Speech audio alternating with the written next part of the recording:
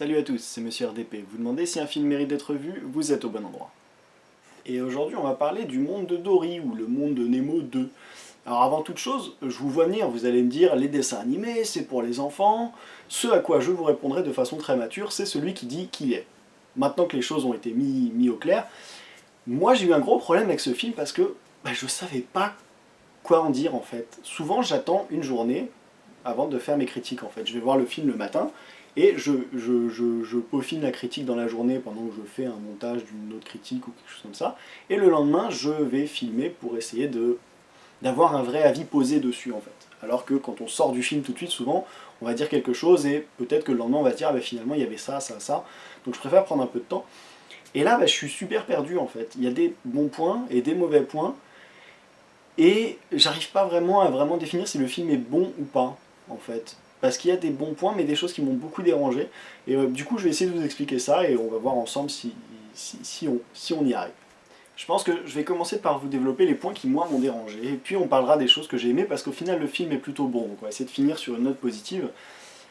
Tout d'abord, moi, ce qui m'a dérangé le plus, c'est que, oui, c'est une suite du monde de Nemo, mais là, c'est carrément un pompage total du monde de Nemo. C'est la même chose en fait. C'est le même film. On va voir le même film.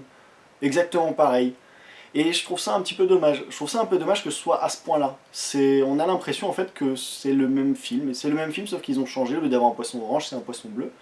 Mais sinon, c'est pareil. Il y a l'idée de base qui est la même. On peut comprendre, je peux tout à fait comprendre qu'on se dise, elle, ça y est, elle veut chercher sa famille parce que Nemo, Marin est parti chercher sa famille, donc elle veut faire pareil. Mais à ce point-là, c'est peut-être un peu trop. Et je pense que c'est ça qui a rebuté pas mal de monde, c'est qu'on se dit vraiment, c'est pareil en fait. Pour le scénario, c'est exactement pareil, il y a juste des nouveaux personnages, des nouveaux lieux, mais au final, il se passe la même chose aux mêmes endroits. Il y a les tortues, et à chaque fois en fait on retombe exactement sur le même film. C'est exactement le même film sauf qu'on inverse le rôle des personnages. Et du coup on en vient avec ça au deuxième mauvais point à mon avis, c'est Dory devient personnage principal alors qu'elle était que secondaire même si elle avait une grosse importance dans le premier.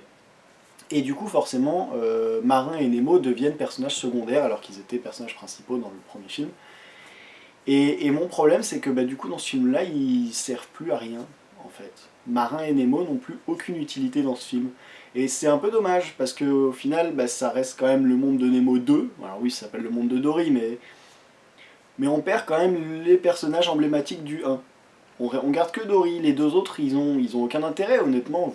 Quand on les voit dans le film, ils servent à rien. Ils font 3 apparitions pour pas grand-chose, et sinon, ils servent à rien. Et le dernier point qui, moi, m'a beaucoup dérangé, c'est que dans tout le principe du film, c'est que ça se passe sous l'eau. Donc il y a une possibilité de faire des décors absolument incroyables, très souvent, avec plein de couleurs, vraiment très très beaux. C'est vraiment dans le monde de Nemo 1, on a des très beaux décors, on a des scènes incroyables, notamment la scène avec les méduses. Et dans celui-là, ça manque. Ça manque, on est beaucoup moins, on rêve beaucoup moins en fait avec ce film-là, parce que la plupart des décors sont noirs, ou avec une espèce de boue derrière, ou sans couleur, sans rien. Alors oui, c'est pour nous expliquer que les zones de mer qui sont près de la ville ou près des choses comme ça sont abîmées, mais on n'a plus ce côté magique sous l'eau en fait. Sous l'eau, quand ils sont sous l'eau, les 3 quarts du temps, c'est très noir, très sombre et très plat. Et ça, j'ai trouvé que c'était vraiment dommage aussi, parce que le principe même du film, c'est quand même de nous faire rêver, de nous présenter les fonds marins qui sont colorés, avec des créatures incroyables. Et là, on perd ça aussi. Et pour les bons points, le premier bon point, c'est qu'on a le personnage de Dory, un personnage principal, et c'est quand même un personnage hyper charismatique du monde de Nemo 1, un charismatique vraiment important, on va dire, et qu'on aimait beaucoup, auquel on s'était beaucoup attaché. Et on aurait pu se dire, le problème c'est que là, on va se lasser un peu en personnage principal, si on a son truc de la mémoire tout le temps, ça risque d'être un peu embêtant, et pas du tout, pas du tout. Au contraire, c'est hyper bien, on s'attache complètement au personnage, et le personnage est toujours aussi bien. On prend beaucoup de plaisir à le suivre dans son histoire de recherche de parents, et on se lasse pas du tout. C'est le même personnage que dans Nemo 1, et il a rien perdu depuis Nemo 1, et ça c'est vraiment agréable. Et pour moi, les personnages sont carrément mieux travaillés en fait que les décors, et les décors sont très très plats, et je trouve que c'est vraiment un point négatif, mais les personnages sont vraiment bien. On a plein de personnages différents qui sont hyper intéressants, tous, J'aime beaucoup la façon dont les personnages ont été traités. On a Dory qui est vachement bien. Même si Nemo et Marin sont un peu mis de côté, on a l'ami baleine de Dory avec son copain le dauphin qui sont vachement intéressants. On a l'introduction de plein de nouveaux personnages en fait, qui sont vraiment bien, qui sont vraiment intéressants. On a le poulpe qui est génial aussi. On a même le personnage du Sea Lion, le lion de mer, traduction Monsieur RDP, attention.